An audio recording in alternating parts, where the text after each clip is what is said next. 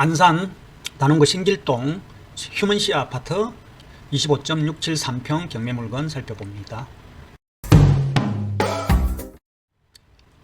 천매각기일이 2024년 7월 4일날 3억 9,200만원으로 출발을 했네요. 이 물건의 가격 시점은 2023년 12월 22일입니다. 1차 유찰이 되어서 2024년 8월 8일날 2차 기일이 잡혀있고 최저매각 가격은 2억 7,440만원입니다. 보존 등기일이 2009년 5월달에 된 것으로 보면은 구축 아파트네요.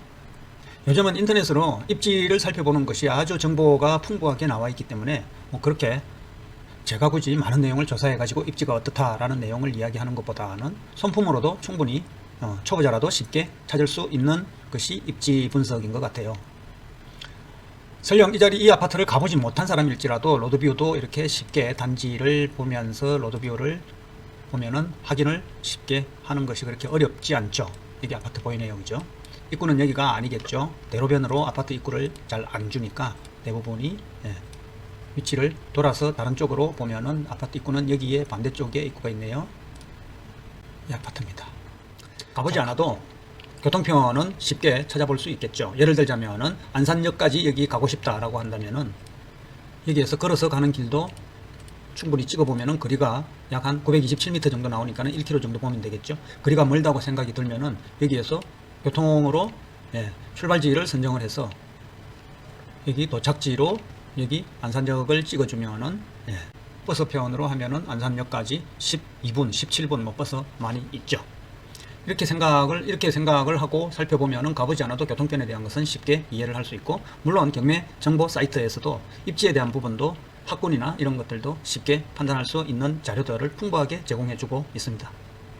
여기 더보기 내용을 눌러보면은 교육환경 충분히 나오죠. 병설 유치원부터 초등학교 위치까지 그죠?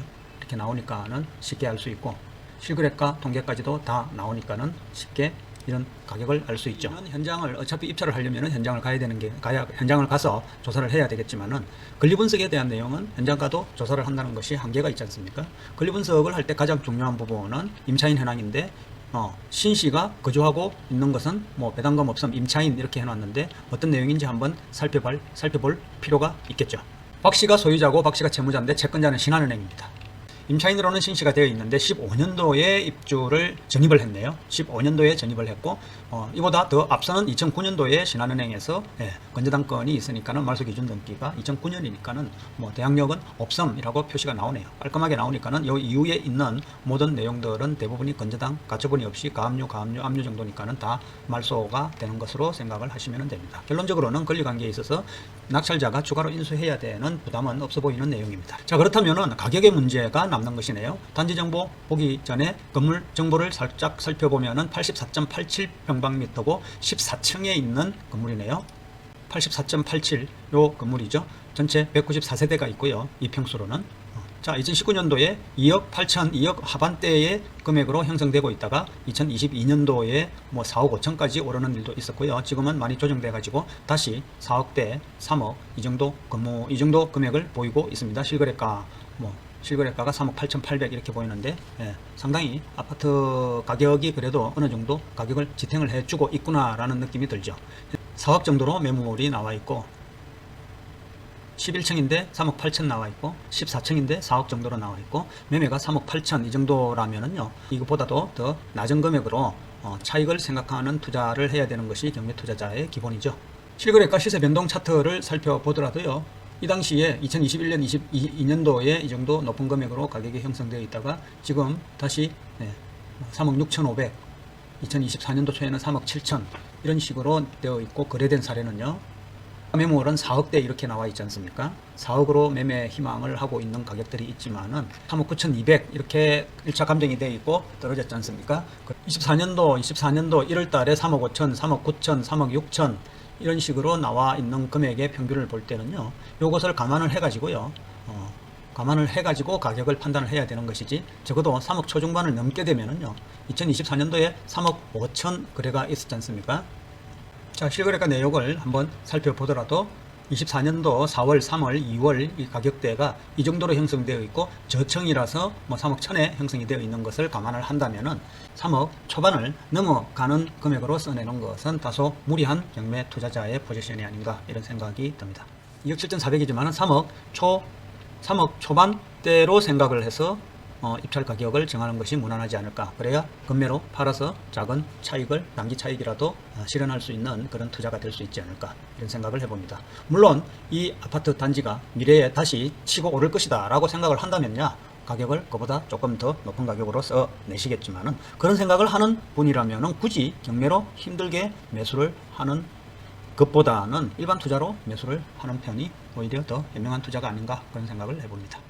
2023 타경 30244 이 물건에 대해서 살펴보겠습니다. 건물 면적 84.9584 25.7평 실평수고요.